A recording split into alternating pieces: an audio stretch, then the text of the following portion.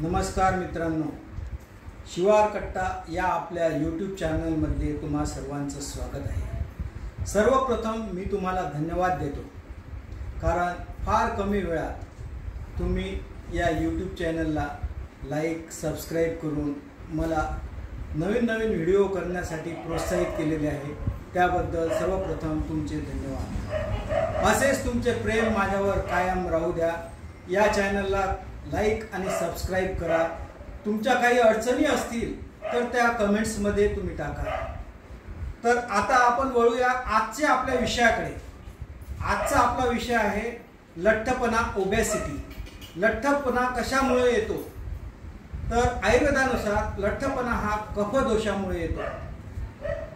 तर यावर इलाज काय आहे? तर आपल्याला लठ्ठपणा कमी करण्यासाठी फक्त 3 गोष्टी करायच्या आहेत। पहिली, नियमित व्यायाम करणे। दुसरी गोष्ट, खाण्यापिण्यातील पथ्य अपथ्य। आणि तिसरी गोष्ट आहे थोडीशी औषधी घ्यायची।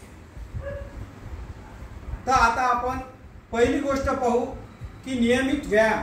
तर व्यायाम कोणते करायचे? तर आपल्या शरीराला झेपेल असे व्यायाम करा। आता आपण व्यायाम कोणते करायचे, सुरुवातीला कोणते करायचे हे आपण पाहू। यानंतर तुम्ही तुमचे व्यायाम हळूहळू वाढवू शकता। एकदम जास्त प्रमाणात व्यायाम करू नका। आता सुरुवातीला आपण व्यायाम करायचे आहे स्ट्रेचिंग। तर आपले हे पौचे आहे हे असे वर गेले पाहिजे व त्यासोबतच आपला हातही वर गेले पाहिजे। आता मी करून दाखवतो। 1 2 3 4 5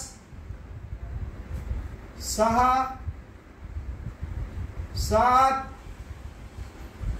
8 9 10। या स्ट्रेचिंगमुळे तुमच्या पूर्ण शरीरातल्या मसल्स स्ट्रेच होतात। आता आपलं मुख्य लक्ष द्यायचं, आपलं पोट वाढलेलं असते लठ्ठपणामुळे आणि आपल्याला कमरेचा देखील खूप त्रास असतो।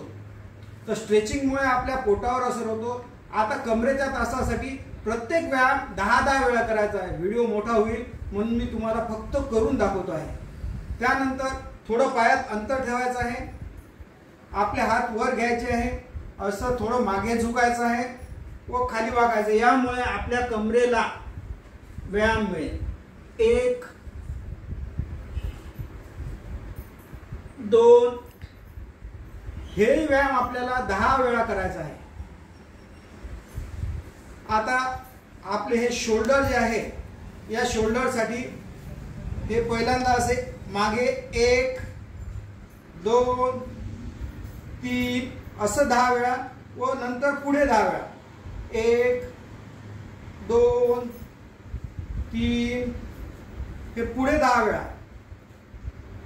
नंतर छोटे छोटे व्यायाम करायचे। आपले सगळे जे जिथे जॉइंट्स आहेत ते मोकळे करायचे आहे। आणि आपले हे या वजन वाढल्यामुळे टोंगे जास्त दुखतात, त्यासाठी आपल्याला हे व्यायाम करायचा आहे। 1 हे हाताने पकडा, एकदम तुम्हाला शक्य होणार नाही बिना सपोर्टचं।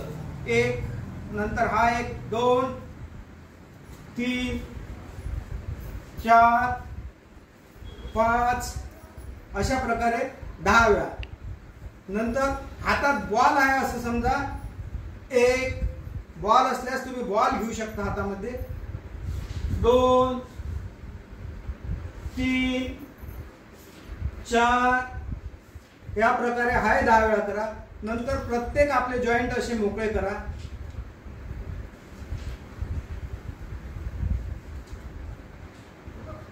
हलक्या प्रकारे व्यायाम करा।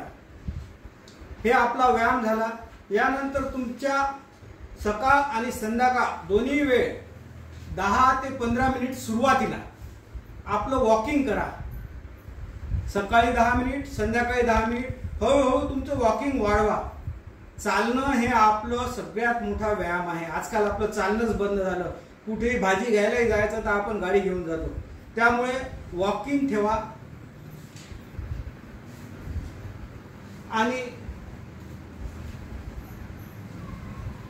आता आपण दुसऱ्या मुद्द्याकडे वळूया. खाण्यापिण्यातील पथ्य आणि अपथ्य काय आहे. तर खायला काय चालतं आणि काय चालत नाही. तर खायला आपल्याला तिखट, तुरट, कडू या गोष्टी तुमच्या जेवणात ठेवा. त्यामध्ये सलाद तुमच्या जेवणात असू द्या.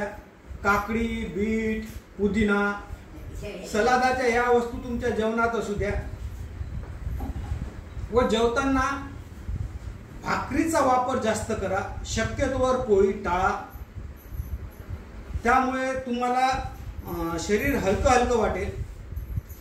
व काय अपथ्य काय आहे तर काय खायचं नाही. तर आपल्याला नॉनव्हेज बिलकुल अवॉइड करा. ते जास्त ग्रेव्ही असतं, ग्रेसी असतं, त्यात तेलकट जास्त असतं व त्यामुळे आपलं चरबी वाढते. असे पदार्थ आपण टाळा. तळलेले पदार्थ टाळा. हॉटेलिंग बंद करा. फास्ट फूड बंद करा. आणि सगळ्यात महत्त्वाचं की आपल्या जेवणातून गोड हद्दपार करा. गोड असल्यामुळे तुमच्या याच्यात ग्लुकोज लेवल वाढतं व तुमच्या शरीरात मेद साचतो, लठ्ठपणा येतो. आणि काही प्रसंग असे असतात की जिथे गोड घ्यावं लागते. तर जेवणाच्या सुरुवातीला तुम्ही गोड खाऊ शकता. तेही मोजकंभर की समोरच्याचं समाधान झालं पाहिजे. शरीर प्रकृती आपली उत्तम ठेवा. त्यासाठी सुरुवातीला जेवणाच्या गोड खा. जेवण झाल्यावर जर गोड खाल्लं तर तुमचा मेद वाढतो. आजकाल पद्धत आहे की जेवण झाल्यावर स्वीट डिश आणतात. त्यानंतर आईस्क्रीम आपण खातो. तर जेवण झाल्यावर गोड अजिबात खाऊ नका.